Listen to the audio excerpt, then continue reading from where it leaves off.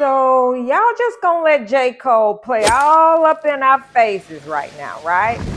So J. Cole really got y'all thinking he don't care about being number one. That he's just riding his bike around parks and minding his business, just detached from charts, numbers, and competitions. It really all boils down to a fear of losing, what that loss could cost you, and how fake humility is still ego. If you're so regular, why are you out here washing a whole Lamborghini at the car wash? Now listen, there's nothing wrong with being regular. I'm regular. Do most of us regular people own Lamborghinis? In this video, we'll tell you why J. Cole is not just a regular guy. We'll pull the receipts and prove to you that J. Cole is not a regular guy. And we'll tell you why J. Cole can never be in top 10 greatest conversation. So J. Cole has an album coming out in February. Recently, he stepped into a battle, dropped 7-minute drill, deleted it, then bowed out of a rap battle with an apology. And his excuse was he didn't want to lose a friend.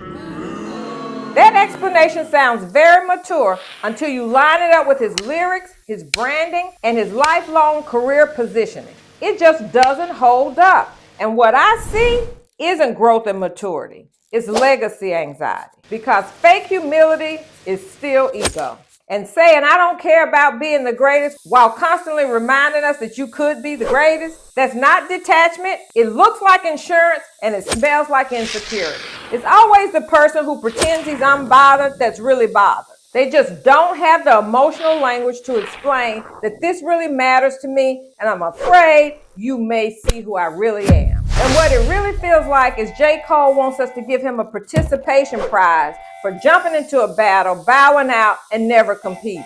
And then, as his consolation prize, he gets to still be mentioned in this fictitious big three. It's not humility, people.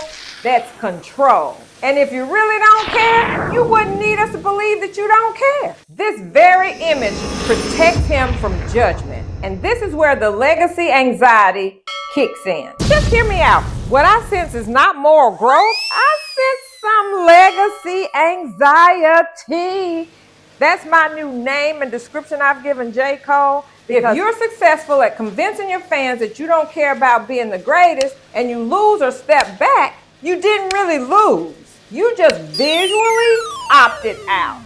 Now, y'all, what kind of backyard barbecue cookout logic is that? Well, if you're J. Cole, it makes perfect sense. Because in his mind, it protects his reputation and his brand. And y'all keep believing it and keep buying his records. Because if he would have lost that battle, it wouldn't have meant just losing to Kendrick. It would have represented losing a battle of the image he had already built. And that image is rapping about rap. And it's definitely not about a diss record. This is about a fear of losing and what that loss could potentially cost him. Hit that thumbs up button and subscribe. Now let's get back to J. Cole. Do you have a Lamborghini? Are you washing your Lamborghini at the car wash? Cole ain't like us, and that's okay. Be rich, black man, but stop fooling us. Let's do a quick reality check. Spoiler alert! Number one, J. Cole is a rich rapper. He's not regular like you. Number two, J. Cole is an elite lyricist, but he's not in the top 10 greatest rappers. And number three, J. Cole absolutely positively does care. You don't just say, I'm like Muhammad Ali, beat your chest, and I'm big as the Super Bowl, and then try and pretend your ego was never a part of the equation. And you don't spend your whole life trying to be great, and then suddenly want us to think that greatness doesn't matter. So let me pull my receipts. Pull the receipts to prove that you really do care. If you didn't care, you wouldn't dedicate your life to lyricism. He could have just made a bop. He wouldn't always be taunting being the best on all of his raps, and he wouldn't be trying to align himself and position himself with the greatest like Jay-Z and Nas. They are clearly the actions of someone who deeply cares, but wants you to think he doesn't care because it gives him a built-in escape plan. And here are the reasons why he can't be the greatest. It's the most important part because it's the part that matters culturally. It's not because he stepped out of a rap battle and called truce when he realized he couldn't win. And it's not always because he clearly doesn't listen to his team, and it's not the aesthetic of the crossover appeal. He can't be the greatest because J. Cole only has one lane. And that one lane is rappity rap. Oh, J. Cole can rappity rap. He can rap about rapping, and he can rap about being the greatest rapper who raps about rapping.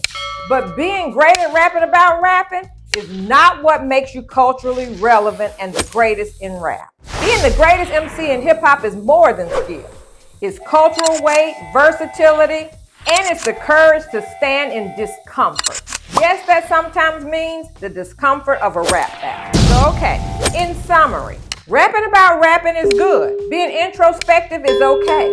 Opting out of a rap battle is your right and your prerogative. But good is not the same as great. Good and great are two different things. And here's what a lot of his fans just won't say out loud. If J. Cole doesn't have an answer to Port Antonio on this album, for many hip-hop fans like me, his career will be forever tainted and his legacy questioned. Not destroyed, not erased, just questioned. Because after all of the bars and all of the debate, life will still go on. But J. Cole's legacy will remain under a microscope. Because we believed you when you sold us authenticity. Remember, culture lives longer than moments. So for all of y'all, stay grown, keep it hip hop, and thanks for stopping back by the house.